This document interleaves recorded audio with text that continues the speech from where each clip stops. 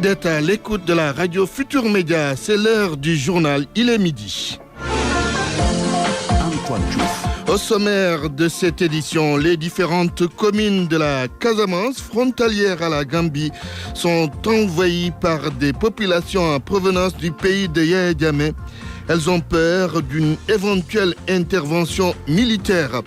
La CEDEAO a bel et bien le droit d'ingérence dans un des pays membres, mais tout est soumis à certaines conditions. C'est ce que nous a confié juristes et députés. Le recours de l'opposition auprès du Conseil constitutionnel n'a pas de chance d'aboutir.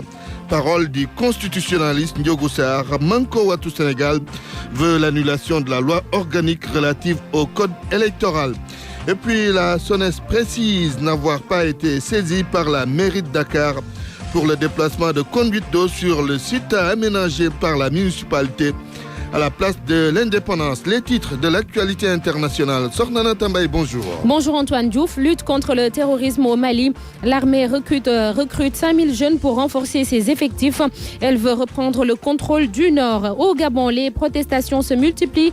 À quelques jours seulement de la CAN, plusieurs syndicats ont appelé à une grève générale dans la fonction publique. Pas loin en RDC, un bilan officiel fait état de 26 morts au cours des 8 derniers jours. À suivre la page des sports, mais également le journal de la CAN. Ce sera aux alentours de 12h30. Sodetiam, bonjour. Bonjour Antoine Diouf. Le menu. Pour le menu du journal de la CAN 2017, le Sénégal joue son dernier match de préparation aujourd'hui face au... est prévu à 14h à Rufisque. Immersion dans l'ambiance des réparateurs de postes de téléviseurs. À quelques jours de la CAN, vous aurez le reportage de Isidore Alexandre Sen, la présentation de la poule A avec Youssouf Boyan, l'analyse de Samba Koïta pour cette poule et sans oublier aussi la rubrique de Abdoulaye Diaw qui nous parle de la participation du Sénégal en 1968. Et pour clore, le journal de la CAN, Antoine Diouf, souvenir de CAN avec Cheikh Tidiane Fall. La chronique du jour signée Mbaye Sidi Mbaye et puis la presse du jour. Bienvenue à toutes et à tous.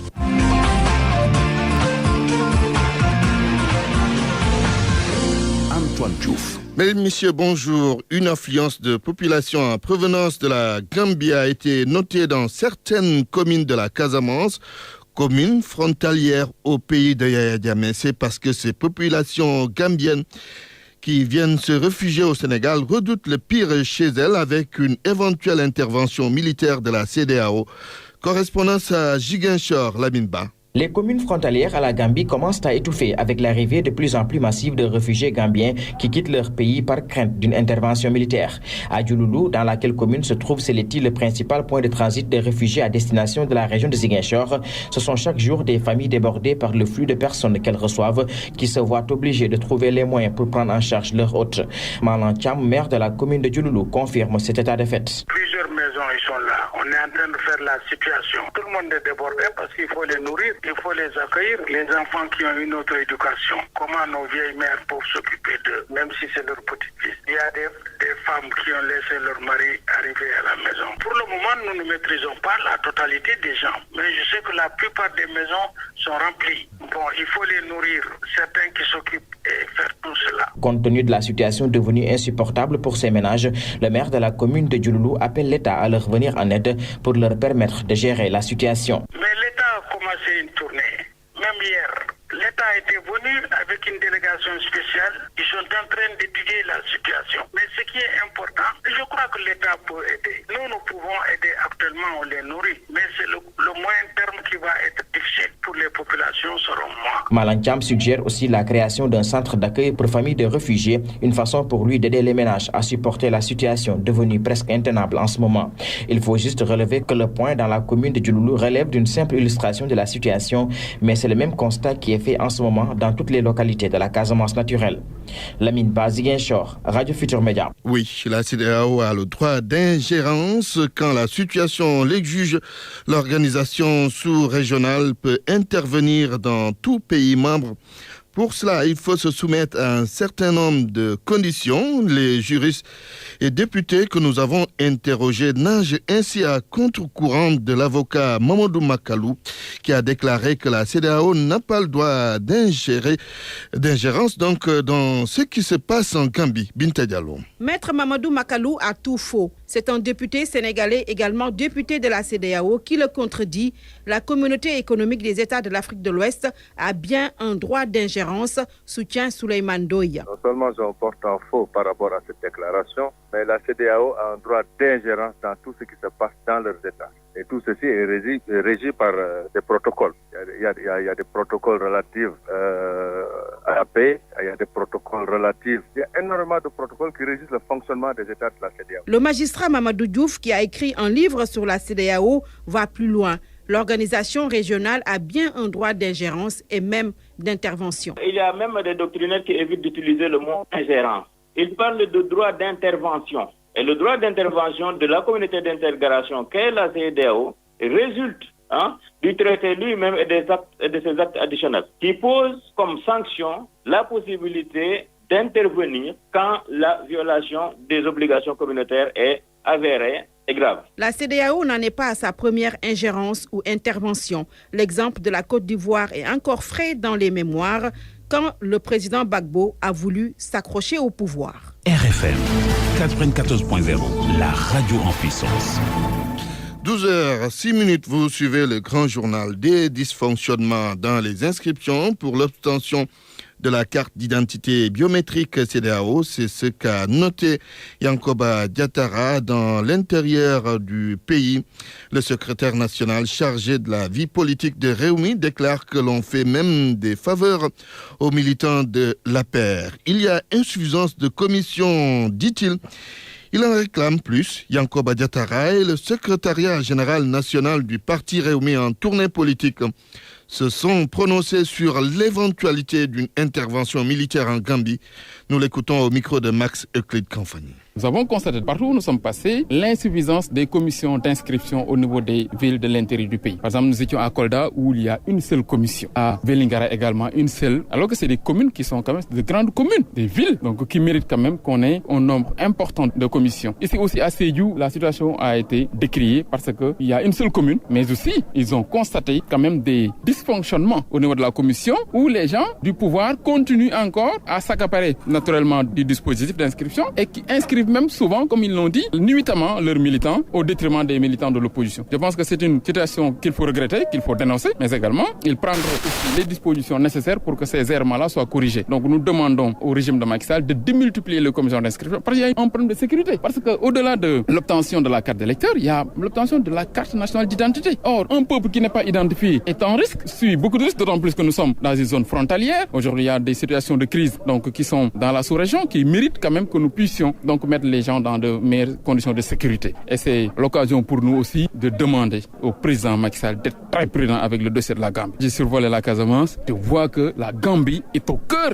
du Sénégal. La Gambie est au cœur donc de la Casamance. Attaquer la Gambie, c'est attaquer le Sénégal. Attaquer la Gambie, c'est attaquer la Casamance. Il faut être très prudent parce que nous ne sommes pas prêts pour une guerre interne au niveau de notre pays. Il faut que donc la CEDEAO essaie de continuer ces discussions pour une solution pacifique en Gambie, mais tout sauf une solution militaire ou armée en Gambie. Yankoba Diatara de Réumi. L'opposition a déposé hier un recours auprès du Conseil constitutionnel aux fins d'annuler la loi organique relative au code électoral. Et d'après le constitutionnaliste Ndiogou Sarr, ce recours n'a pas de chance d'aboutir parce que la Constitution n'a pas été violée. L'enseignant de droit souligne que la charte fondamentale de notre pays ne fixe pas le nombre de députés ni la clé de répartition géographique. Ndiogou Sarr est joint par El Hadj Ndiogou Diène. La répartition du nombre de députés et la détermination du nombre de députés n'est pas du ressort de la Constitution. C'est le code électoral qui détermine le nombre de députés qu'il faut à l'Assemblée et comment les députés sont répartis suivant les circonstances administratives.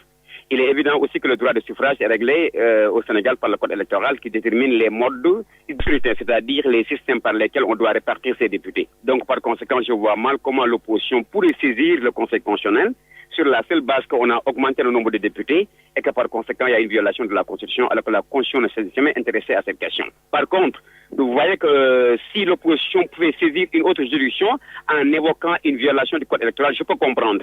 Parce que c'est le code électoral qui dit que les députés sont répartis suivant deux modes, le mode de scrutin majoritaire et scrutin proportionnel. Maintenant, si dans la réforme tendant à augmenter le nombre de députés, on n'a pas précisé pour montrer effectivement comment ces députés seront répartis suivant les départements, là je pense qu'on pourrait invoquer la loi mais pas la Constitution. Car la Constitution ne s'intéresse pas au nombre de députés et ne s'intéresse pas aussi à la répartition des députés suivant les administratifs. En tout cas, le Conseil constitutionnel ici au Sénégal, c'est un conseil qui est encore très orthodoxe et qui est encore s'enferme dans un carcan juridique qui ne s'intéresse qu'aux questions qui sont en rapport avec la Constitution. Maintenant, si l'opposition soulève un argument qui est en rapport avec la Constitution, le Conseil va effectivement statuer sur ça. Mais moi, je vois mal quel est l'argument qu'on pourrait utiliser par rapport à la Constitution.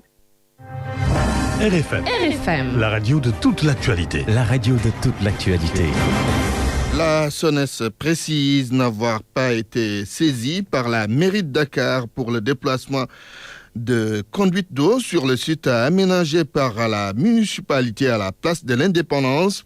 Selon le chargé de la communication de la société responsable des infrastructures hydrauliques, ils sont disposés à discuter de la question avec la mairie. Habib Demafal souligne toutefois que le déplacement de conduite d'eau a un énorme coût. Il est interrogé par El Hadj Ndiogoudiena. Nos services compétents ne sont pas saisis parce que pour les saisines, que ce soit par correspondance écrite comme par courriel, quand même il y a un circuit administratif. Mais là, je peux vous assurer, comme je l'ai dit, que nous n'avons pas été saisis officiellement. Je souligne bien officiellement parce que quand même il y a des canaux adéquats. C'est pas dans la presse qu'on saisit une autorité. Mais ce que je peux dire, la SONES n'est pas saisie. Et c'est dans les attributions de la SONES de gérer le patrimoine. Et en temps et lieu opportun, effectivement, nous allons aborder, nous serons très ouverts, nous sommes très ouverts à ces questions, aborder cette question donc avec les services compétents de M. le maire de Dakar pour le bien des populations. Au cas où vous serez officiellement saisi, comment vous comptez vous y prendre pour déplacer ces conduites d'eau qui se trouvent à la place de l'Indépendance? Déplacer une conduite, quand même, c'est toucher à un réseau d'adduction en eau potable. Donc, c'est des désagréments. La deuxième chose, dévoyer une conduite, ça a un coût. Et c'est des coûts, quand même, qui sont parfois assez importants. Donc, c'est les 2 éléments clés pour permettre aux auditeurs, à l'opinion, de mesurer la portée d'une telle action. Mais je répète, c'est dans les attributions de la SONES et en temps voulu, nous sommes ouverts au service du maire de Dakar. Il n'y a pas d'a priori, il n'y a pas, et ça j'insiste sur ça, de blocage nous concernant. Dakar étouffe, ce n'est plus un secret. Même les piétons ont du mal à circuler dans les artères de la capitale à cause des automobilistes, des marchands ambulants, entre autres. Des ambulants qui refusent toujours de rejoindre leur site de recasement financé par la ville de Dakar. Reportage Migui Maram Ndiaye.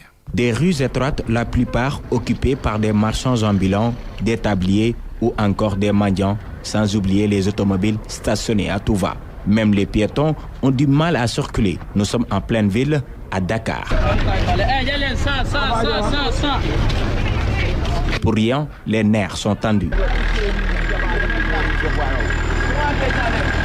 Si Dakar est dans cette situation, il ne faut pas se voiler la face selon Cheikh Ndoye. Il y a trop de laisser-aller. Ce n'est rien d'autre que les installations qui sont sur la route. Et puis il y a les aveugles le matin. Et il y a aussi les vendeurs de café, les vendeurs de journaux. Tout le monde, tout le monde. Sous la pression des bulldozers et des hommes en tenue, ils avaient dû abandonner ces espaces. Mais ils n'ont pas mis du temps pour revenir. C'est anormal, regrette ce vieux. Il y a donc des problèmes d'infrastructure qui se posent, il y a des problèmes, n'est-ce pas, de travail qui se posent, d'emploi plus précisément qui se posent. Donc énormément de problèmes qui se posent qui font que les gens, une fois qu'on les déguerpisse, ils reviennent encore à Dakar. Le site de recasement de la ville de Dakar n'a pas résolu le problème. Un tour sur les lieux, que de la poussière. Les 1800 box et les 215 cantines sont vides. Seuls les volontaires de la ville de Dakar sont présents. Le manque de suivi est passé par là, dénonce Cheikh Ndoye. C'est-à-dire quelque chose, quand il entame, il faut que tu mettes des garde-fous.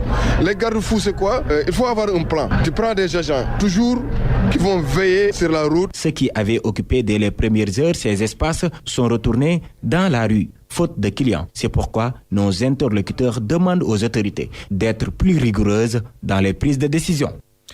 Le collectif pour la défense du territoire communal de Kaolack demande au maire Maria Massar de veiller à la sauvegarde des terres de la commune. C'est suite au projet de délimitation de cette commune et des autres communes de la région, projet contesté par les populations de Ndiafat. C'est à la suite de cela donc que le collectif précité a fait cette sortie. Retrouvons à Kaolack notre correspondant Ibrahima Diamé. C'est la suite du travail de délimitation du service régional du cadastre ayant provoqué la colère des populations de Ndiafat que ce collectif a vu le jour. Son rôle défendre bec et ongle le territoire communal de Kaolack parce que selon Cherndao, son porte-parole, la commune est en train d'étouffer. Nous avons constaté que Kaolack est en train d'étouffer par les autres communes rurales. Nous avons eu l'apport de l'État par le biais du préfet et des services de cadastre qui nous a fait la délimitation entre Kaolack et Ndiafat, entre Kaolack et Kahone et entre Kaolack et Dieu. Parce que nous ne voulons pas un ban bis attendre jusqu'à des problèmes. Quand tu quittes une commune pour être une commune, tu ne peux pas voir la différence que tu quittes cette commune. Alors, vous voulez dire que les limites n'étaient pas claires, quoi? C'était les limites étaient claires, mais l'application tardait. C'est-à-dire les gens n'étaient pas suffisamment informés des limites réelles. Ainsi, le collectif appelle les autorités locales à veiller sur le foncier de la commune et les habitants des communes environnantes à s'organiser s'ils le veulent pour défendre leurs terres. Et nous appelons premièrement Madame la Première ministre de la ville, le préfet et les autorités à nous aider à sauvegarder le territoire communal de la commune de Kaolack. Nous on fait un rôle d'alerte. Nous demandons même les autres habitants des autres villes de se constituer en collectif pour défendre leurs terres. Le collectif qui réunit des personnalités d'obédience politique différentes a brandi un décret datant du 21 juin 1968 signé par Léopold Sédar Senghor et qui définissait les limites de la commune de Kaolack. Ibrahim Diamé, Kaolack, Radio Futur Média. Sur RFM au moins, on a des informations sûres et utiles. RFM, la radio de toute l'actualité. À Thiès, il y avait ce matin le sit-in des retraités de la défunte société Transrail. Depuis un an, ils réclament leurs indemnités de retraite estimées à 300 millions de francs CFA. Ils entendent organiser une marche dans les prochains jours. Charanta Diop. Trop c'est trop, trop c'est trop. Ah oui, vraiment. Vraiment trop c'est trop, trop c'est trop. C'est le cri de cœur lancé par ces cheminots retraités de ex-Transrail. Depuis quelques mois, ils courent derrière les autorités pour percevoir leurs indemnités de retraite. Mais en vain. Cheikh Ahmed Tidiane Sow, leur porte-parole. Aujourd'hui, à plus d'un an, l'écrasante majorité d'entre nous sont dans une situation où leurs conditions économiques s'est fortement dégradées. Les uns sont dans l'au-delà, que Dieu... Nous ne commandons rien. Nous ne demandons aucune faveur. Nous demandons notre dû. Point barre. Chaque mois, il y a une portion de retraite qui s'en va. Aujourd'hui, on est à presque à 300 et quelques millions de francs CFA. Il n'y a même pas de communication autour de cette question-là. Il n'y a pas de volonté politique dans cette affaire-là. Surtout, disent-ils, quand on sait toute la manne financière que le chef de l'État a investie dans le projet du train express régional, alors que Dakar-Bamako ferroviaire coule droit vers la faillite. Ça pose problème. Nous ne comprenons pas que dans la même phase, l'État se permet de dépenser plus de 500 milliards au niveau du TER. Comment tu peux dépenser 10 milliards pour 1 kilomètre de voie? L'argument qu'on nous rétorque maintenant, DBF se porte mal. Et si DBF en est dans cette situation, c'est de la responsabilité de l'État. On va essayer de mobiliser toute la famille cheminote parce que dans tous les pays du monde, la dialectique de toute opération, c'est la résistance. Nous allons alerter. Évidemment, on n'a plus nos 20 ans, sinon ils seraient marchés sur nos cadavres. Pour rappeler l'État à la raison, ils entendent descendre dans la rue pour se faire entendre. RFM Thiès, Cheikh Anta Diop. En plus bref, la levée de corps d'Aboubakry Mbodj est prévue cet après-midi à 15h à l'hôpital principal de Dakar. Sa dépouille est arrivée hier soir. Le secrétaire général de la RADDHO sera inhumé demain dans son village natal Ndormbos, situé dans le département de Podor. Aboubakry Mbodj est décédé jeudi dernier à Paris des suites d'une maladie. Il avait succédé à Alioune Tine à la tête de l'Organisation de défense des droits de l'homme en juin 2013. RFM. L'actualité internationale. L'actualité internationale, le Mali, l'armée veut renforcer ses effectifs sortant d'Atambaï. Une opération de recrutement a été lancée. 5000 jeunes issus de toutes les régions administratives du pays seront enrôlés. Les futurs soldats seront âgés de 18 à 22 ans et seront affectés au sein de l'armée de terre, de l'air, la garde nationale ou encore la gendarmerie. Selon le ministère de la Défense, l'armée doit être plus efficace afin de faire face à la menace terroriste. L'armée a connu des moments difficiles avec avec les groupes rebelles et autres terroristes qui ont réussi à contrôler le nord du pays en 2012. Depuis cette époque, le pays a entamé un processus de reconstruction et de renaissance des forces armées. Burkina Faso, le procès des 27 militaires accusés de coup d'État prend une nouvelle tournure. Le principal prévenu parle d'un complot ourdi par l'ancien premier ministre Isaac Zida. D'après le caporal Madi Ouedraogo, Zida lui avait demandé en juin 2015 d'éliminer des chefs militaires et des hommes politiques. C'est parce qu'il a refusé qu'il a été arrêté. Parmi les personnes visées, le général Gilbert Diendéré, ancien bras droit de Blaise Compaoré, Djibril Bassolé, ex-ministre des Affaires étrangères, et Salif Diallo, actuel président du Parlement. Les 27 militaires sont poursuivis pour association de malfaiteurs, détention illégale d'armes à feu et de munitions et complicité. Le général Zida, lui, est en exil au Canada depuis décembre 2015. Au Togo, c'est la rentrée politique pour Jean-Pierre Fabre. L'opposant avait été inculpé dans l'affaire des incendies des marchés de Kara et de Lomé. 4 années après les incidents, Jean-Pierre Fabre continue d'interpeller le gouvernement. Des membres de l'opposition sont toujours en prison et le procès n'a pas été ouvert. Selon le parti, le Togo reste un pays en crise car il n'y a pas de volonté politique de la part du régime. Les camarades de Jean-Pierre Fabre estiment que les réformes politiques doivent être appliquées, des réformes qui datent de 2006. Dernièrement, Faure Gnassingbé a nommé une commission de réflexion, pourtant contestée par l'opposition parce que n'étant pas consensuelle. En République démocratique du Congo, les violences dans le centre du pays ont fait une vingtaine de morts en 8 jours. 26 décès, Antoine. Selon un bilan officiel, il s'agit d'affrontements entre les forces de sécurité et les partisans d'un chef traditionnel tué en août dernier. Les détails avec Chertidiane Sarr. Le bilan depuis le début de l'année 2017 est de 26 pertes en vie humaine, dont 4 civils, 9 éléments des forces de l'ordre et 12 miliciens, ainsi que l'épouse d'un chef de groupement, selon un communiqué du gouverneur Alex Kande de la province du Kasaï central. Le mouvement insurrectionnel de Kanwina Zapou s'est anarchiquement transformé en guérilla meurtrière, déplore le gouverneur, accusant les miliciens d'enrôlement forcé de mineurs, l'utilisation des enfants et des femmes comme boucliers humains, l'interception des trains, la destruction méchante d'édifices publics. 6 armes AK-47 et 14 fusils de fabrication ont été saisis selon le communiqué. Lundi, lors de la reprise des enseignements dans les écoles de Kananga, capitale du Kasaï central, des heurts avaient éclaté entre les forces de sécurité et les miliciens qui empêchaient les enfants de suivre les cours. 3 corps ont été retrouvés près d'une rivière dans la commune de Kanza. Selon un responsable provincial à l'AFP, sous couvert d'anonymat, le chef traditionnel Kanwina Zapou, âgé de la trentaine, a été tué dans une opération de police le 12 août 2016. Il était rentré en RDC en avril 2016 après un séjour en Afrique du Sud et avait peu après lancé des appels à l'insurrection et à la libération du Congo dans un enregistrement audio qui circule toujours sur les réseaux sociaux. Au Gabon, rien ne s'arrange à seulement quelques jours de la Coupe d'Afrique des Nations de football. La Confédération syndicale dynamique unitaire a appelé à une grève générale dans la fonction publique à partir de cette semaine. Une grève après celle des 2 principaux syndicats d'enseignants. À l'origine du mécontentement des organisations, plusieurs revendications non satisfaites. Le paiement des primes, l'investissement dans les infrastructures scolaires et hospitalières et la libération des prisonniers politiques. Le gouvernement a préféré organiser la CAN plutôt que d'investir dans l'essentiel selon ses syndicats. D'après le ministre gabonais de la fonction publique, la Coupe d'Afrique de football n'a rien à voir avec les revendications syndicales, Antoine. Merci Sornana Tambaye pour cette page internationale. RFM Sport.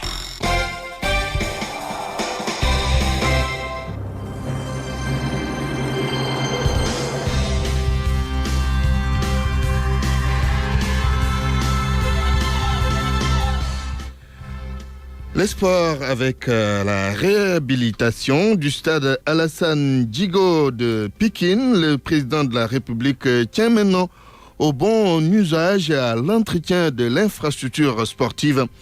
Les différentes parties concernées s'engagent. Salif Sow. Le stade Alassane Djigo est doté d'une nouvelle tribune de 2000 places et d'une pelouse synthétique neuve. Le coût de la rénovation est estimé à 1,3 milliard de francs CFA. Macky Sall s'attend à un entretien impeccable de l'infrastructure sportive. Le président de la République interpelle son ministre des Sports. Je ne doute pas que le ministre Makhtar Ba, ministre des Sports, mettra en place en rapport avec le maire de la ville un dispositif de gouvernance permettant d'assurer un bon usage et un entretien impeccable de ce patrimoine commun. Un appel bien reçu par le maire de la ville. Abdoulaye Timbo s'engage à sécuriser l'infrastructure sportive avec le concours, promet-il, de toutes les parties prenantes. La ville de Pékin ne ménagera aucun effort pour assurer une bonne gestion du stade Alassane Djigo avec la participation de l'ensemble de la jeunesse et des différents partenaires afin de garantir la préservation, la sécurisation et la pérennisation de cette infrastructure. L'inauguration du stade de 3000 places était aux allures d'un méga meeting. Pancartes, responsables politiques et chanteurs ont rivalisé d'ardeur devant le chef de l'État. Ce dernier non plus n'a pas oublié de faire son bilan d'étape ici. Je ne vous demande pas de voter pour moi, mais allez vous inscrire sur les listes électorales. Salif Sow, Pikine, Radio Futur Média. Salif Sow, merci. C'est fini pour les sports. RFM, la chronique du jour. La chronique de Mbaye Sidi Mbaye. Rumeur de grand place, Radio Ndiongolor, comme disait Léopold Senghor, propos entendus parce que rapportés, grossit forcément. Normal, chacun y ajoute. Certains en deviennent même les auteurs, les témoins. Ces éternels témoins par vocation, qui ont tout vu, tout entendu, même s'ils n'étaient pas présents. L'imaginaire fécond, l'un s'installe et trône. Adieu le raisonnement, la morale, la retenue. On témoigne, on brocarde, on jure la main sur le cœur, on juge et on condamne sans appel. La victime ne mérite pas d'égard, de présomption favorable. Il est bon pour le chariot des ordures, des moins que rien. Si nous en avions les compétences, nous essaierions de fouiller dans leur cerveau, leur cœur, leur âme, pour comprendre l'origine de leur mal. Jalousie, envie, frustration, méchanceté. Mais y a-t-il assez de place dans l'espace humain pour autant de maléfices? Assurément oui. Des amitiés se sont distendues, des ménages disloqués, des carrières remises en cause, des avenirs ajournés. La joie intime que l'on peut retirer d'un tel forfait n'est pas celle d'un homme, c'est-à-dire intelligent, proprement humain et social. Les dossiers secrets de certains pays d'Europe, entre les deux guerres jusqu'à la chute du mur de Berlin, sont suffisamment édifiants sur ce qu'on appelle et qu'on qualifie de nature humaine. L'épouse, le mari, l'oncle, le frère, l'ami intime se sont révélés comme étant les dénonciateurs anonymes de milliers de gens qui se sont retrouvés bagnards sans comprendre pourquoi. Relisez donc le procès de Franz Kafka, la dynamique qui donne vie et qui propulse la calomnie, la médisance, la diffamation. Cette dynamique est sournoise et souterraine. Ainsi, la victime de la rumeur est un condamné qui cherche ses juges, souvent jusqu'à la fin de sa vie. Tout cela parce que, au départ, était le mensonge. À mercredi, Babacar. RFM, la presse du jour. Presse du jour, Youssouf Bodian, bonjour. Bonjour. L'actualité en Gambie, largement traitée par les journaux de ce matin, les dernières manœuvres de Jammeh listées par l'Observateur, renvoi de la rencontre Jammeh-CEDEAO à vendredi. Jammeh maintient son recours jusqu'à mai. 3 journalistes sénégalais expulsés, parmi eux l'envoyé spécial de la RFM, le MAI de la Cour suprême à Jammeh titre le quotidien qui estime que la farce continue à Banjul. Le journal nous apprend que le juge nigérian a saisi le président gambien pour lui annoncer son indisponibilité avant mai. Il précise dans sa lettre que la date choisie n'est pas compatible avec ses obligations vis-à-vis de l'agenda judiciaire de son pays. Ce qui fait dire à la tribune que la Cour suprême maintient Jammeh. Avec son crayon, Odia met en scène Yaya Jammeh accroché au dossier d'une chaise avec à ses côtés sa dame. En face, les médiateurs de la CEDEAO, Ellen Johnson Sirleaf, Mohamedou Buhari et John Dramani Mahama, qui chantent en chœur pour demander au Babli Mansa de quitter son trône. Réumi Quotidien voit plutôt un faux bond de la Cour suprême à Jammeh. Va-t-il céder le pouvoir sous certaines conditions ou le confisquer au-delà du 18 janvier? S'interroge le journal. Question pour le moment sans réponse. En revanche, Toumba Diakité a un début de réponse sur son avenir. Le sort de Toumba entre les mains de Macky, titre Vox Populi qui nous informe que la chambre d'accusation de la Cour d'appel de Dakar est favorable à l'extradition vers la Guinée de Toumba Diakité. C'est maintenant au tour du président Macky Sall de valider ou non ce verdict. En attendant, le président de la République inonde la banlieue de promesses, nous informe le Témoin. Selon le journal, en plus d'une grande mosquée de 3500 places, il promet la reconstruction totale du marché syndicat ainsi que l'élargissement de la route des Niayes. Macky Sall était à Pikine pour les besoins de l'inauguration du stade Alassane Djigo, des stades neufs pour Kaffrine, Kédougou et Sédhiou, annonce le Soleil à sa une. Des infrastructures, la mairie de Dakar prévoit d'en construire en 2017. Le budget de la ville de Dakar estimé à plus de 66 milliards de francs CFA selon l'AS. Le journal parle du trésor de guerre de Khalifa Sall. 500 millions de francs CFA sont destinés à la communication, 1,8 milliard de francs CFA de divers, ce qui fait dire aux apéristes que le maire de Dakar prépare sa campagne. Je trouverai d'autres moyens pour battre campagne, réplique Khalifa Sall. Des détails croustillants du conseil municipal de Dakar à lire dans les Échos de ce matin. De l'argent, il en est aussi question dans l'Observateur qui parle de controverses autour du projet de l'association Touba Tchakanam. 24 milliards de francs CFA en jeu. Touba dans tous ses états. Le communiqué de la discorde et les minutes de l'audience avec le Khalif à découvrir dans l'Obs. Quand on parle d'argent, on pense forcément à la banque. Elles arnaquent leurs clients selon Wolf Quotidien. Des taux démesurés et agressifs appliqués aux clients. Une situation qui s'explique par le fait que la BCEAO a failli à son rôle de régulateur, estime le président de l'association des clients et sociétaires des institutions financières, Famara Ibrahima Sissé, qui s'est largement entretenu avec le journal. Abdoulaye Mbaye, lui, s'est tu à jamais. Enquête fait ses adieux à l'artiste. Le chanteur inhumé hier a été accompagné par des centaines de personnes. Le journal a recueilli les témoignages émouvants de Youssou N'Dour, Yoron Ndiaye, Babacar Gaye, entre autres. La sortie de son dernier album, Intérêt Général, était prévue en février prochain. Leur dernière sortie en match amical, c'est cet après-midi.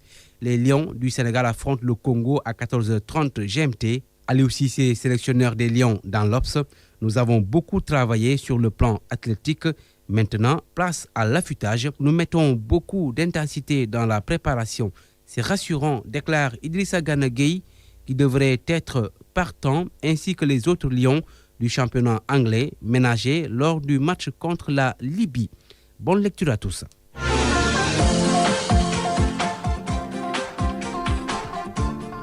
Quelques infos météo au courant des prochaines 36 heures. Le ciel restera partiellement nuageux sur l'ensemble du territoire. Toutefois, à partir de demain après-midi, le temps deviendra progressivement ensoleillé. Les températures diurnes seront légèrement en baisse, notamment sur les localités nord-est et celles proches du littoral nord. La fraîcheur nocturne et matinale sera admise sur l'ensemble du territoire, particulièrement à Podor, Matam, Kolda, Thiès, Kédougou.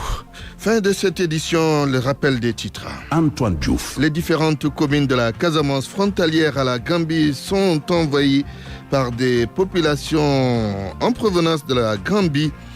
Elles ont peur d'une éventuelle intervention militaire. La CEDEAO a bel et bien un droit d'ingérence dans les différents pays membres de la communauté, mais tout est soumis à certaines conditions.